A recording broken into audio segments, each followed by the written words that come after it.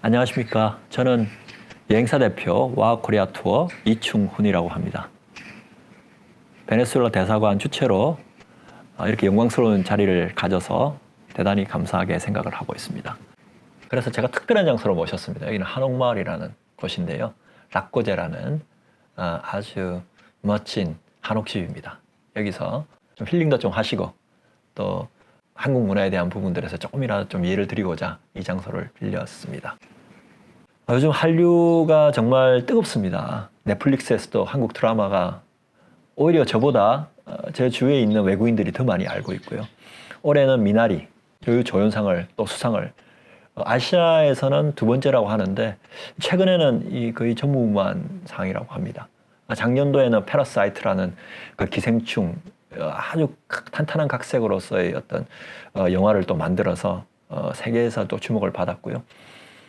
강남스타일은 모든 분들이 알고 계시죠. 그 이후로 또 BTS나 트와이스 같은 이런 걸출한 아이돌 스타들이 나오면서 세계 음악 시장을 또 주름잡고 있습니다.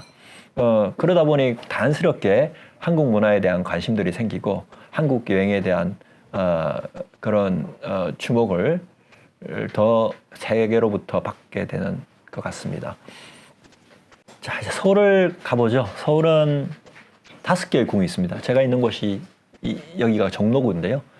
이 조그마한 종로구 안에서 5개의 궁이 있습니다. 이런 나라는 360개 나라 중에서 한국이 최초가 아닌가 하는 생각이 좀 들고요. 그 왕에 대한 에너지도 느끼면서 이런 궁을 한번 걸어보는 것들이 어떤가라는 생각이 좀 듭니다. 그 주위에는 왕과 왕비 위패를 모셔놓은 사당이 있습니다. 27명의 왕이 조선시대에 있었는데요. 그 위패가 한 곳에 모여 있습니다. 그런 것들도 굉장히 드물거든요. 그 후손들이 그 왕의 껍적을 그리기 위해서 5월 1일이 되면, 음력으로 5월 1일이 되면 종묘절약이라는 음악을 틀고 제를 지냅니다. 그건 너무 장관이고요. 꼭 5월 달에 오셔서 그걸 보시면 좋겠지만 혹시 안 오시더라도 그 신성한 느낌을 가질 수 있는 그 큰 이 멋진 건물을 보시면 아마 마음이 굉장히 힐링될 거라고 생각을 합니다. 그 앞에는 또 광장시장이라는 먹거리들이 풍부하고요. 24시간 쇼핑을 할 수 있는 시장이 또 바로 옆에 있습니다. 이 곳을 꼭 오셨으면 좋겠고요. 강남을 가면 강남스타일이라는 싸이가 그 말춤을 추면서 했던 그 우스꽝스러운 동작들 때문에 이제 강남을 설명하기 너무 편해졌습니다. 코리안 베버리 힐스라고 설명을 하겠죠. 이런 명품 브랜드들이 있는 곳이고요. K-팝 엔터테인먼트들이 모여 있습니다. K-팝 댄스 같은 이런 부분들도 경험을 할 수가 있고요. 아시아에서는 가장 높은 롯데타워가 있고요. 그 안에서 시그니엘이라는 아주 럭셔리한 호텔이 있습니다. 그 옆에는 또 놀이동산이 있어서 자녀분들하고 오시면 즐길 수 있는 공간들이 또 있습니다. K-팝들이 모여 있는 곳에서는 또 SM타운이라는 곳이 있는데요. 여기서 이제 브로드마이드나 이런 아이돌에 대한 컬렉션들을 또 구입을 할 수 있도록 되어 있습니다.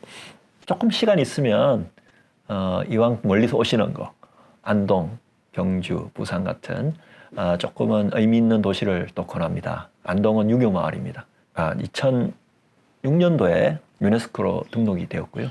엘리자베스 퀸, 그의 아들 앤드류 같은 왕자가 여기 오셔서 또 유교 문화를 굉장히 즐기고 또 극찬을 하고 간 곳입니다. 그 이후로 많은 외국인들이 왔다 갔고요. 또 한국의 교육이라는 것이 굉장히 발달되어 있는데 또 하버드 대학이나 옥스퍼드 이런 데서 한국 학생들이 굉장히 각광을 받고 있잖아요. 그 이유가 바로 이런 유교의 가치를 둔 교육에 대한 정신이라고 생각을 합니다. 여기 와서 그런 어떤 한국에 대한 정신을 한번 느껴보면 어떨까라는 생각이 듭니다. 여기서 1시간만 더 가면 또 경주라는 곳이 있습니다. 안동은 하나의 어떤 절제미, 그리고 하나의 어떤 겸손함, 마리스티 같은 이런 하나의 어떤 정신에 대한 산실이라고 하면 경주는 화려함과 정교함과 이런 금, 은 같은 이번 남자들까지도 그런 어떤 화려한 치장을 즐겼다고 합니다. 사쿠람 브로토 부처님 좌상이라든지 삼천개월 절 중에서 가장 으뜸이라고 볼 수 있는 불국사 같은 이런 건축미를 한번 느껴보시면 한국에 대한 멋진 아름다운 또 다른 안동과 또 다른 아름다움을 느낄 수가 있습니다. 여기는 또 왕의 그 무덤 안을 들어가 볼 수 있도록 만들어 놨는데요. 사망 후에 왕에 대한 포스트 라이프, 전후는 어떤가 라는 부분들에 대해서도 한번 가보시면 또 굉장히 흥미로운 또 다른 조그마한 이집트 스핑크스와는 또 다른 느낌을 가질 수 있을 거라고 생각을 합니다. 천년의 고스란한 보물에 담겨 있는 그 비밀의 시간을 같이 한번 느껴보시면 어떨까 생각이 듭니다. 그리고 거기서 1시간을 더 가면 부산이 있습니다. 샌프란시스코, 시애틀과 같은 또 다른 매력이 있는 부산 사람들이 이야기를 하면 사람들이 싸운다고 합니다. 말이 좀 거칠고 투박하지만 마음은 따뜻한 곳입니다. 여기는 최대 수산물 시장 자갈치가 있고요. 그리고 또 삼면이파로 둘러싸여 있는 이 고장이지만 특히나 여기 용궁사 템플은 굉장히 아름다운 경치를 자랑을 합니다. 광안대교를 가로질러서 조금만 가다 보면 감천문화마을이라고 나옵니다. 굉장히 못 사는 동네였습니다. 제가 이 주위에서 학교를 다녔는데요. 정말 밥도 못 먹는 그런 가난한 마을입니다. 그 마을에서 희망을 준 것들이 아티스트 분들이 이쪽에서 벽화를 만들고 그 벽화를 통해서 관광 수입이 되고 그 이후로 엄청난 발전을 하게 됩니다. 많은 의미가 있고요. 참 예쁜 도시입니다. 지금은 여기도 한번 방문을 해보면 어떨까라는 생각이 듭니다. 부산에서 비행기를 타면 1시간 정도를 가면 제주도라는 곳이 나옵니다. 1988년도 이후에 우리가 올림픽이 일어났는데요. 그 이후로 여행 자유로가 됐습니다. 그전에는 한국 사람들은 여기가 하나였던 외국을 다녀오는 것이었습니다. 코리안 하와이라고 하죠. 사실 하와이보다 더 아름다운 곳이 많습니다. 2007년도에 세계 자연유산으로 등재가 되었고요. 성산 일출봉, 새벽에 가면 더 멋있지만 낮에 이 길을 걸어가면 너무너무 아름답습니다. 유채꽃도 4월 되면 피고요. 또 겨울은 겨울대로 또 멋진 곳입니다. 그 밑에는 해녀쇼가 있는데요. 1950년대 한국 전 이전에 많은 남자들이 여기서 사망을 합니다. 이데올로기에 대한 희생양으로. 그 이후로 여자들이 생계를 꾸릴 수밖에 없는 상황이 되는데요.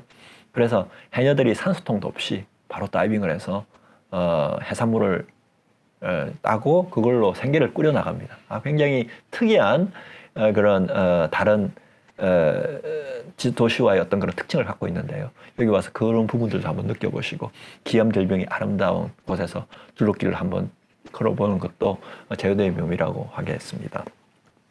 마지막 또 한 군데를 소개하고 싶은 곳이 전라도입니다. 안동, 경주, 부산이 남동쪽에 위치를 하고 있다고 하면 전라도는 서쪽으로 위치를 하고 있습니다. 유배지라고도 하고요. 엑사일이라고 이제 영어로는 이야기를 합니다. 아무래도 뭐 유배지다 보니까 할 일이 별로 없다 보니 뭐 시, 문학, 또 판소리 같은 이런 음악들이 또 굉장히 발달된 곳이고 안동이 유교 문화라고 하면 여기는 농협 파머 빌리지 아직까지도 이런 농사를 옛날 기법으로 짓고 있고요. 또 여기는 음식이 유명합니다. 전라도를 가면 꼭 음식을 먹어봐라는 말을 합니다. 특히 이제 fermented food, 된장, 고추장 같은 이런 발효식품들이 여기는 너무너무 잘 돼 있고요. 또 이 장독대 숨쉬는 그 발효식품에 대한 소스가 우리 건강을 또 유지를 시켜줍니다. 그래서 한국 사람들은 80세 이상의 그 장수하는 분들이 많습니다. 저도 이렇게 보면 그렇게 뚱뚱하지는 않지 않습니까? 그 이유가 바로 발효식품 그리고 김치가 하나였던 조그만한 비밀입니다. 한국은 지금은 불교를 믿는 분이 한 40% 정도 내외지만 우리가 해방 전 그리고 1950년대를 거슬러 올라가면 우리는 불교 문화가 볼 수가 있습니다. 유교 불교 문화로 볼 수가 있습니다. 스님들과의 대화, 한번 이렇게 핸드폰을 끊어오시고 한번 침묵이라는 것들이 뭔지에 대해서 한번 생각을 해보는 것들도 스스로 또 나름대로의 어떤 인생에 대한 자취를 다시 좀 돌아볼 수 있는 시간이 아닌가 생각이 들고요. 또 귀한 손님이 오면 녹차를 드립니다. 한국의 녹차는 굉장히 퀄리티가 좋고 또 우리면 우릴수록 더 깊은 맛이 나기 때문에 귀한 손님이 오면 녹차를 대접을 합니다. 여기서 녹차업도 너무너무 예쁘고요. 그래서 전라도도 시간이 되시면 한번 방문해 보시면 어떨까라는 생각이 듭니다. 예. 그래서 한국에 오면 뭐 다 좋지만 또 먹거리, 비빔밥, 뭐 이런 정크푸드가 햄버거라고 하면 우리는 이 고추장에다가 이런 야채와 섞어서 이런 발효식품적인 이런 정크푸드입니다. 이거는 해롭지도 않고요. 오히려 먹으면 먹을수록 더 건강해지는 식품입니다. 코리안 팬케이크 파전에다가 막걸리를 또 드셔보시면 또 이거 라이스 와인이라고 하는데요. 또 다른 별미입니다. 한국의 라이스는 이 쌀은 스틱이 굉장히 질입니다. 그래서 잘 배가 고프지가 않고 오랫동안 유지를 하기 때문에 한식에 대한 꼭 체험을 해보시길 권합니다. 한식이 너무 부담스러우면 또 고급 식당에서 또 운영하는 이런 미쉐린 레스토랑이 한 30군데 정도가 있습니다. 예. 한식 공간이라 이런 셰프 중에 셰프가 운영하는 아주 고급스러운 한식이 있는데요. 많은 한식에 대한 세계화가 또 이루어졌다고 생각을 합니다. 이런 한식들도 조금 드셔보시면 좋고, 한식이 나는 부담스럽다 할 때는 이런 글로벌한 컨템플레리 퀴즈인, 또 퓨전 퀴즈인이라고 하죠. 이렇게 좀 부담 없이 외국인들도 먹을 수 있는 이런 휴정들이 많으니까 3스타부터 1스타까지 있습니다. 한 30군데 가셔서 또 드셔보시면 어떨까 생각이 듭니다. 예, 이렇게 짧지만 나름대로 요약을 해서 한국에 대한 문화, 그다음 볼거리, 먹거리 이런 부분들에 대해서 좀 소개를 드렸습니다. 그리고 이런 아름다운 한옥마을에서 여기 있는 대사관 분들 그리고 투어리즘 관련돼 있는 분들과 이런 좋은 대화를 하는 시간을 가져서 너무 영광스럽게 생각을 하고요.